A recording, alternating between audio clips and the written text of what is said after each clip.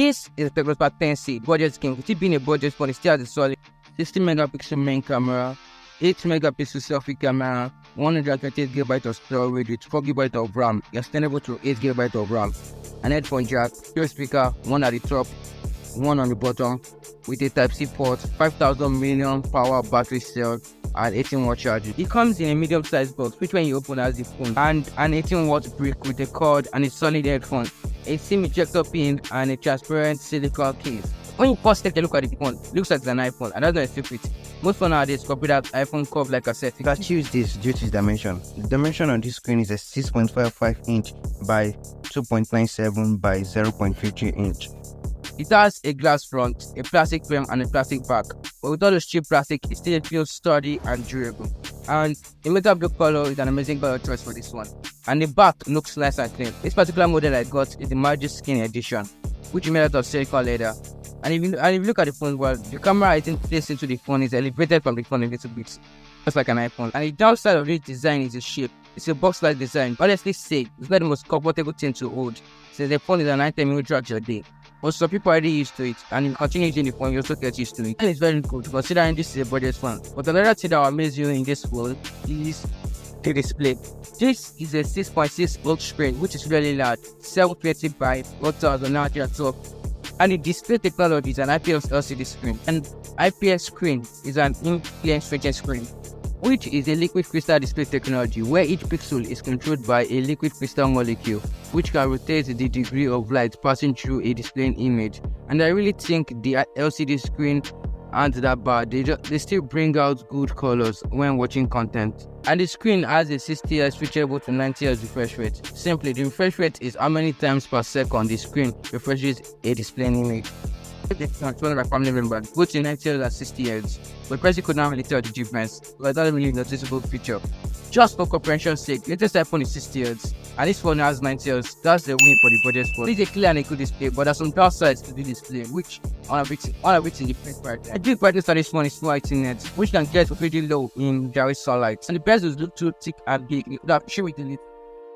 But those are minor things. The solid view is according to personal preferences. Another incredible thing they could achieve from this phone is hardware, which I honestly say has two sides, good and the ugly. Let's start with the ugly. When you look at the phone back, front, and frame, it's plastic, and plastic. This does not necessarily affect the ability of the phone to stand well or be sturdy. It just means it has a lower lifespan. Sturdy frames allow you to keep. And again, plastic isn't the most eco-conscious thing to find in a phone. Now, onto the good side. It's made out of plastic. It's made out of strong plastic, so people really know the phone is made out of plastic. Now, to the hardware feature. This has a dual stereo speaker sound system, which is loud. I'm going to do a sound test.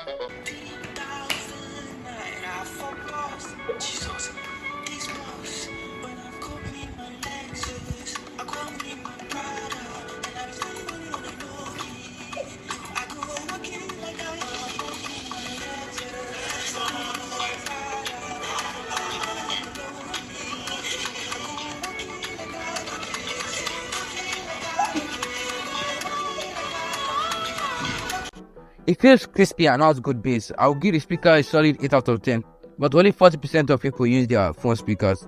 The phone also comes with a 3.5mm headphone jack, and it also has a fairly sharp and bright camera, which this phone had to achieve in this part of the Spark series. If you're enjoying this video, a sub to the channel will be sparkling. Now, let's move on to the battery. This has a 5000 million power battery cell, which in 2023 is basically normal, and it can last you a full day when fully charged. When you do basically that's going through TikTok, browsing the internet and chatting. But if you put processor to full use by playing high demanding games, editing, the battery life may decrease quickly. The phone accepts 18-watt charging, which is not really that fast, but it's manageable, and you can charge the phone from 0 to 100 in 2.5 hours. But with that big battery inside, the phone weighs 192 grams, which can feel a little heavy sometimes. But if you take a closer look at the camera, it's a little bit sus. This is actually a dual camera system, and the third thing there is actually an LED flashlight. Personally, I think this arrangement was to make it feel more like an iPhone. And the main camera on this one is a 16 megapixel wide camera with a 0.08 megapixel depth sensor. If you want more information about the camera, please sure to stick to the end of the video. And it also adds additional hardware features like side-mounted fingerprint, a dual SIM card slot, and SD card expandable storage. It is not waterproof and does not have any IP rating, so I don't suggest dump your phone into water. All that hardware out of the way, time to talk about software. It's an Android 12 operating system. The screen it runs on is iOS 8. It has good software features like gestures, smart TV casting, good security features, and many others, which we'll be talking about. And the first one we'll be talking about is the security features. This has a working and effective side-mounted fingerprint, which honestly I'll say is my favorite, and also has a goodish Face ID. And it works with the environment with medium lights like indoors, but it's not the best in dark places like this or bright places. But with the environmental lighting aside, it is great. No matter how you try a funny face or squeeze your face, it knows it's you and it unlocks. There's another feature called theft alert, which rings anytime somebody unplug your phone when charging without inputting the password. But another cool feature on this phone is AppTwin. It's exactly what it sounds like. It is a software on this iOS skin that allows you to duplicate an app that can be used with two separate accounts. When I first saw this feature, I was thinking, why would somebody need two of the same apps? Or maybe it's made for children that share phone that need the same app separate so they can use it for their various purposes. Because this phone is high on children features. But after really putting my mind into it, it can be for people that have a business and need to maneuver around their work life and their personal life. Or since you have two SIMs, you can need two apps or two separate accounts since this has a dual SIM slot. Or if you're somebody that just needs it, please comment down your own idea what you will need the app for. Another thing great about this whole software is the gestures. You can use between the iPhone-like gesture movement or the Android normal gesture movement. You can choose between the two and actually use any one that's suitable for you. Now there are gestures like tap to wake, put the phone on your ear to answer calls, customize your letters on your screen to open certain apps, sidebar, and there's also game mode which allows you to boost CPU and GPU performance.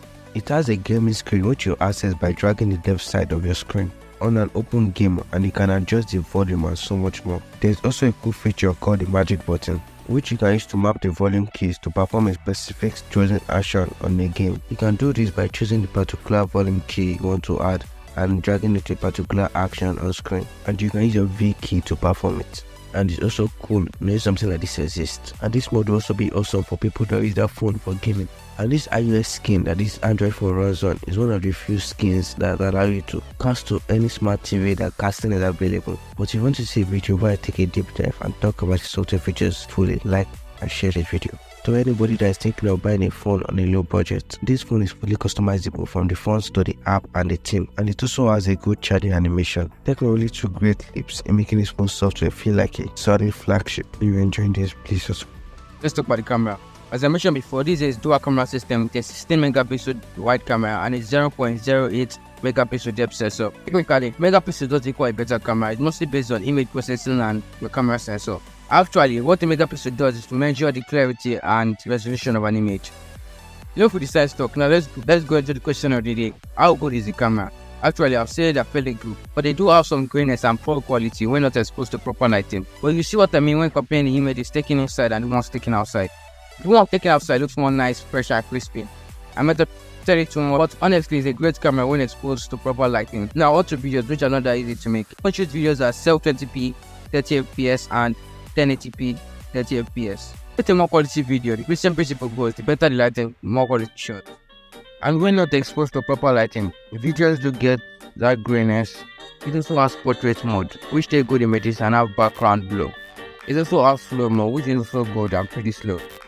It doesn't have any telephoto or zoom camera, but you can still zoom in 2x mode and still have good quality. Nice and average shots, but compared to a professional camera or iPhone, you can see the difference. But a great camera. Now into the front facing camera, which can shoot in 720p, 30fps and also 1080p, 30fps. Also shoot the same photos, but the same principle goes. The more the lighting, the better the shots. We have some samples of video recording or sound quality. Audio quality test of the Tecno Spark test, just in case you want to use it for YouTube videos or any online videos, you know exactly what to expect with it. It might get a bit darker if you are using it because I have a studio light coming from. This is what we have with our studio light, and I have. Inside the hood, you'll find an octa-core processor with the Unisoc T606 chipset, which is an average chip. I ran a Geekbench test after waiting for 90 minutes and it brought up the numbers. I don't really want to go deep into the numbers. What the number means is how far the CPU will work. If you compare it to its competitor, the MediaTek chip, which people are usually saying is better. I don't really see the difference. I think they're the same chip. But if you compare them side by side, you see the difference. No one is that greater than the other. As I said before, this is an average basic chip which can perform basic tasks without lag. But if we push processor to its full use, that's when we see some minor changes, like playing high demanding games like PUBG or COD. Personally, I'm talking from personal experience. I played COD, but you can use my specs from COD to compare with your PUBG. Comment down below which is your favorite, PUBG or COD. Go back to our main business. I played COD in low graphics settings and it did not lag when I had a stable internet connection. And the gameplay was smooth, but if you set it to medium settings, you will see it to delay or lag. Now let's go into Genshin Impact. Literally a 26GB game. This phone has 128GB of ROM with 4GB of RAM. That means you can handle Genshin Impact, but in low settings. Game very well with a good and stable internet connection. This phone doesn't support 5G, but that does not affect its overall performance. It's really a gaming phone per se, but you can still enjoy high. But with the recent release of the Tecno Spark 20C, is it worth it? Yes, this is a great phone to have because I'm getting a lot of good features for the price of 80,000 naira to 110,000 naira, which actually varies from retail store you get it from. But the only downside I see that is on this phone is the camera, which is, I said it before, it's somewhat manageable, but it ain't really that good. Tecno could have done better on the camera. It still has some greenness to it, but it's still a manageable camera. It will be hard to rate this phone because it varies from personal preferences. But personally, I'll give this phone a solid 7.5/10. Comment down below what will you rate the phone. If you want to buy the phone, check the link in the description so you can buy a quality one for a cheaper price on Jumia. If you're not in Nigeria and want to ship it to anywhere you are, check my Amazon link. My name is Bruce Wayne. Thank you for watching. Happy holidays. Peace.